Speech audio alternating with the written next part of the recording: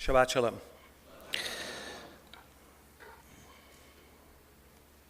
Yesterday morning, at the advice of law enforcement, we evacuated this building. If you were here as the Torah was taken out, there was one Torah in our ark and one downstairs in the Orthodox Kehillah. The rest of our Torahs are safe at home. Moving those Torahs, watching the staff of our synagogue leave, and working from home yesterday made me sad. And it made me angry. I wrote much of these words on Thursday before yesterday's event, and I want to give them over because they're still true for the most part, and becomes times like this feel too fragile for me to improvise, as that I do my best to help us navigate these waters together. On Wednesday morning before Minyan, I read an article by Alan Zimmerman, president of a Reformed synagogue called Congregation Beth Israel in Charlottesville, Virginia. It's a few hours from here, and I imagine it's not so different than ours. It's in the south. There's a wonderful university where my wife went to school, and the synagogue is located downtown, like ours. 40 congregants gathered for Shabbat services. Zimmerman stood outside, and here is what he witnessed. For half an hour, 3 men dressed in fatigues and armed with semi-automatic rifles stood across the street from the temple. Several times, parades of Nazis passed our building, shouting, "There's the synagogue," followed by chants of Sikh Heil and other anti-Semitic language. Some carried flags with swastikas and other Nazi symbols. When services ended, my heart broke, wrote the president, as I advised congregants that it would be safer to leave the temple through the back entrance rather than through the front, and to please go in groups. As I said my private Amidah on Wednesday morning after reading that description, I asked myself what I would do if, God forbid, such a situation unfolded here in Durham. Of course, I don't know what I would do. None of us do. Few of us know how we will actually react in such heightened moments. But I asked myself what I hoped I would do, how I hoped we would react as a community. I asked God for guidance. What I imagined in my mind during my prayers is that inside services would begin and go forward. I imagined Klan sympathizers on Watt Street and on the sidewalk, but somehow coming no further. Whether that would be the case or not, I don't know. I don't know what would keep them on the sidewalk as opposed to coming in the building, but that's what I imagined. And I imagined myself in my talit, walking people from their cars, not looking at the protesters, but rather greeting each member of our community and walking between them and the protesters outside until they were safely inside where they could attend services and find shelter in God's presence.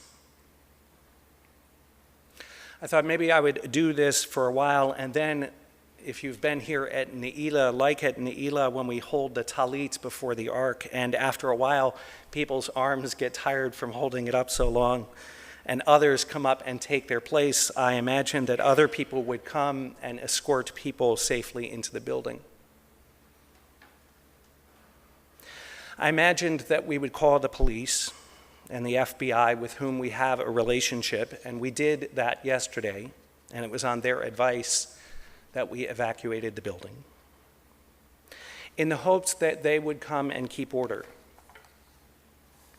This, by the way, did not happen in Charlottesville, even though the congregation asked for a police presence. Here is what Zimmerman wrote. Local police faced an unprecedented problem that day, but make no mistake. Jews are a specific target of these groups, and despite nods of understanding from officials about our concerns, and despite the fact that the mayor himself is Jewish, we were left to our own devices. The fact that a calamity did not befall the Jewish community of Charlottesville on Saturday was not thanks to our politicians, our police, or even our own efforts, but to the grace of God. Later that afternoon, wrote Zimmerman, we learned that Nazi websites had posted a call to burn our synagogue. I sat with one of our rabbis and wondered whether we should go back to the temple to protect the building. What could I do if I were there? Fortunately, it was just talk. But we had already deemed such an attack within the realm of possibilities, taking the precautionary step of removing our Torahs, including a Holocaust scroll, from the premises.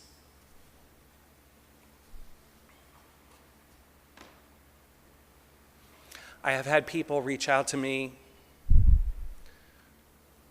from the National United Synagogue. Colleagues express concern. In this time when people are confused and afraid, your rabbi too is confused and afraid. And I too look for wisdom from my teachers. I say without exaggeration that one of the greatest rabbis of this generation is Rabbi Ed Feinstein of Valley Beth Shalom in Los Angeles. He was my teacher at the Ziegler School of Rabbinic Studies and my mentor at Camp Ramah in California, where he was once the director. And I'm going to quote at length something that he wrote this week. The events in Charlottesville this week are many things. Ugly, despicable, horrifying, but not surprising. Not to those who know Jewish history. We've seen this story many times before. A rapidly changing world leaves people feeling lost and powerless. An eruption of fierce nationalism, vowing allegiance to blood and soil, to purity of race, faith and culture. A world reduced to crude binaries, us and them, our people and those people. The mindless mob whipped into a violent frenzy. Innocent lives destroyed. In our parlance, we call this a pogrom. These events are horrifying, but they're not surprising, not to us. So writes Rabbi Feinstein, we Americans have apparently forgotten that democracy is fragile. That is the surprise. At the heart of American democracy is our aspiration to build an inclusive, accepting national community, welcoming differences and embracing hyphenated identities. On my street, writes Rabbi Feinstein, live Jewish Americans, African Americans, Persian Americans, Asian Americans, Armenian Americans, Latino Americans. A dozen languages are spoken in our homes. Neighborhoods sparkle with Christmas, Sukkot, and Halloween decorations. We enjoy sushi, samosa, burritos, and blintzes. The pluralism brings color to our community. America's great project is to bring pluralism together into one, e pluribus unum.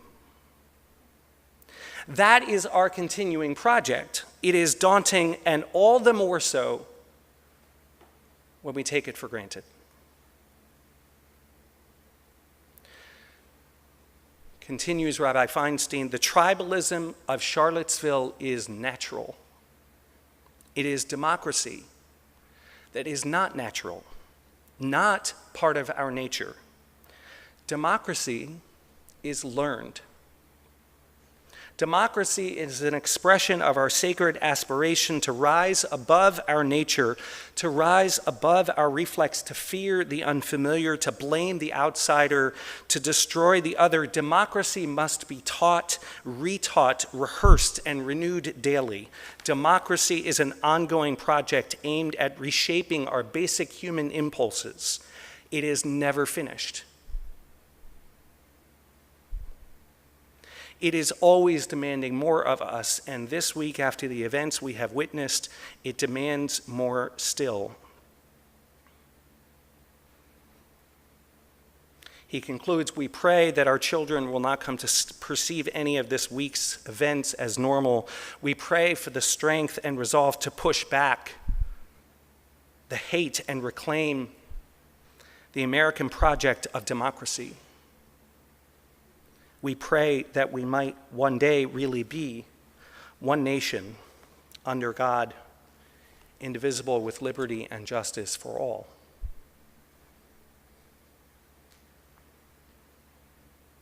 In our Torah portion,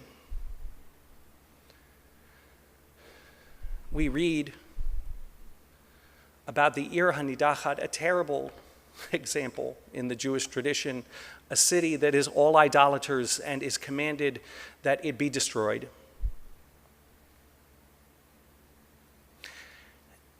And yet, although we don't follow that example, there are three words that I want to highlight for what the Torah says about this moment when we find things in our midst that we find despicable.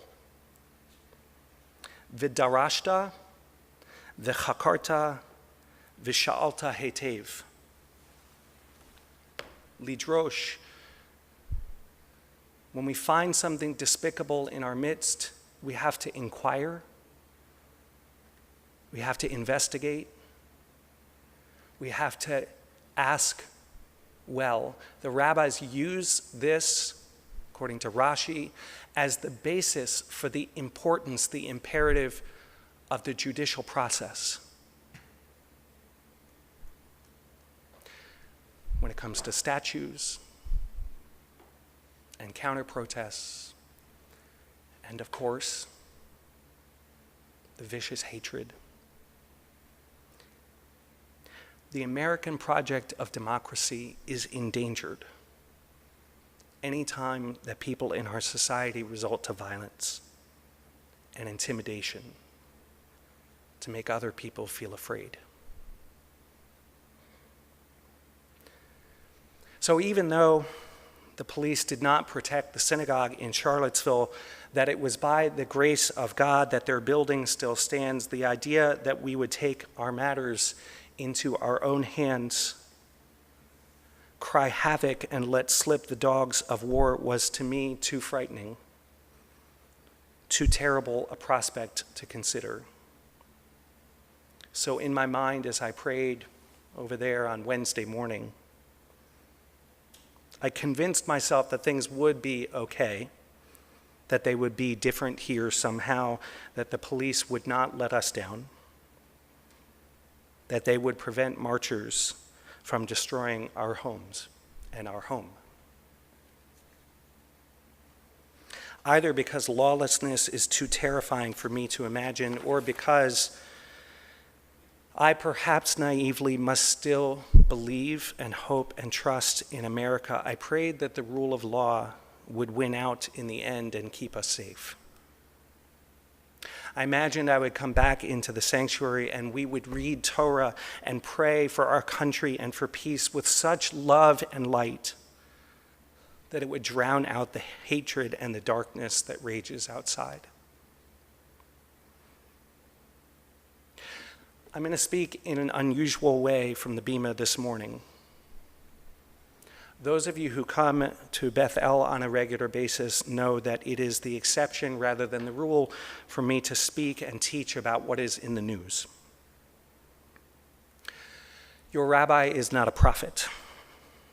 I read the same newspapers and articles the same as you, and my rabbinic ordination did not vest me with special powers to tell you who to vote for or which politicians can best solve our country's ills.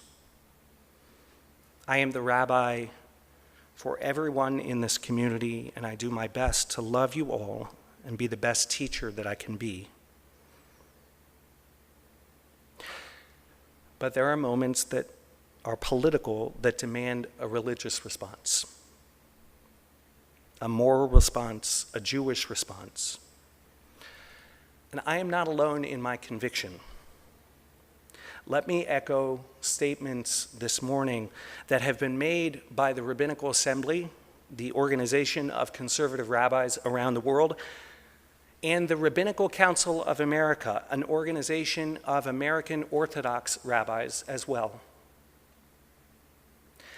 President Trump's suggestion of moral equivalency this week between the white supremacists and neo-Nazis in Charlottesville and those who showed up and stood up to the repugnant messages and actions, that comparison is abhorrent. And I condemn it in the strongest possible terms. Rabbi Elazar Muskin, president of the RCA and a friend of mine from my years in Los Angeles, wrote in the RCA's public statement, "Failure to unequivocally reject hatred and bias is a failing of moral leadership and fans the flames of intolerance and chauvinism." And speaking for the RCA, Muskin continued, "While as a rabbinical ordination we prefer to address issues, not personality, this situation rises above partisan politics, and therefore we are taking the unusual approach to directly comment on the words of the president." Rabbi Mark Dratch, executive vice president of the RCA, said the RCA joins with politicians and of all parties, citizens of all political persuasions, and people of all faiths in calling on President Trump to understand the critical consequences of his words. We call on the leaders of our country to denounce all groups who incite hate, bigotry, and racism, while taking action and using language that will heal the national wounds of Charlottesville. And in the words of the Rabbinical Assembly, the Conservative Movement's Rabbinical Association, the failure to repeatedly and unequivocally condemn these hate groups has fueled their growth and poses an imminent threat to all Americans, as Saturday's violent rally showed. History has demonstrated that where a country's leaders fail to condemn these philosophies, violence and hatred can quickly and exponentially consume the fabric of our society. Our leaders must act now. Let us continue to pray and to work for the day when all shall sit under his or her vine and fig tree, and none of them shall be afraid.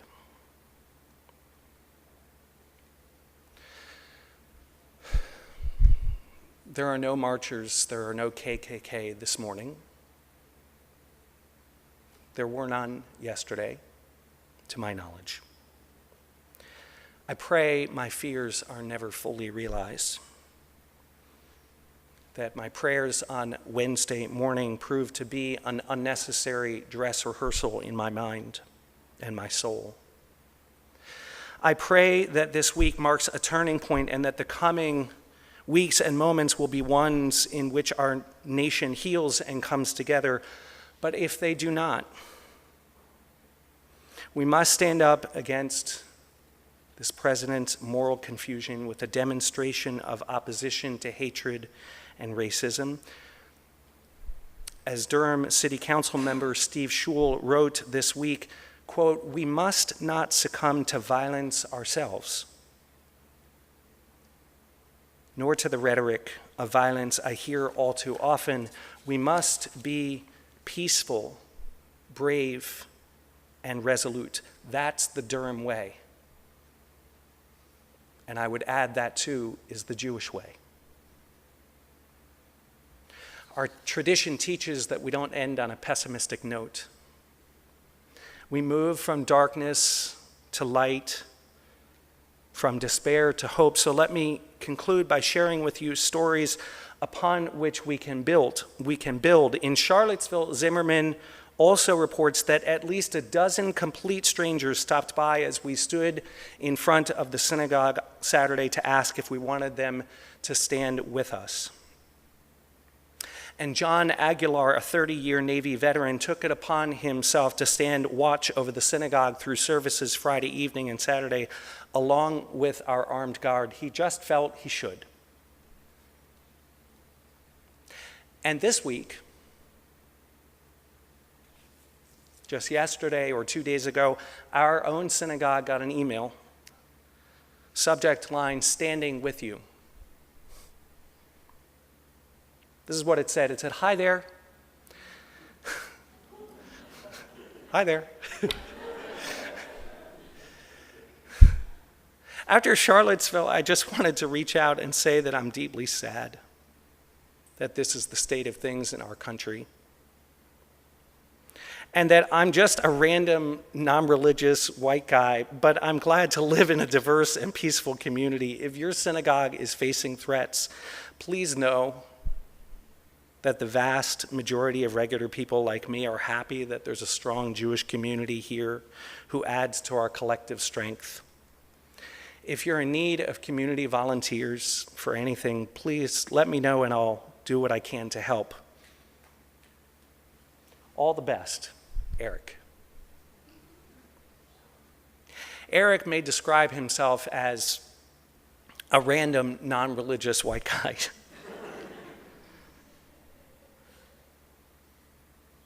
To me, his email was holy.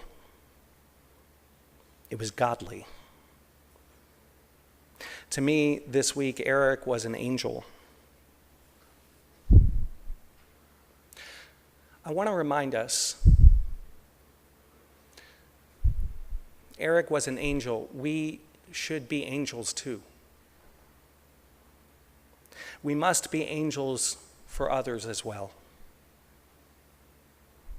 As others have reached out to us this week, we must reach out to other minorities who are targets and say to them what they have said to us. You are not alone. Eric is the America that I believe in.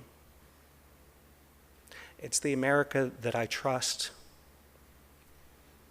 And it's the America for whom we pray.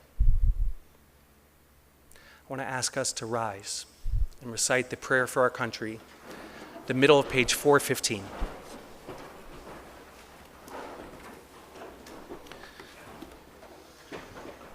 The middle of page 415, we recite together, "Our God and God of our ancestors, we ask your blessings for our country, for its government, for its leader and advisors, and for all who exercise just and rightful authority.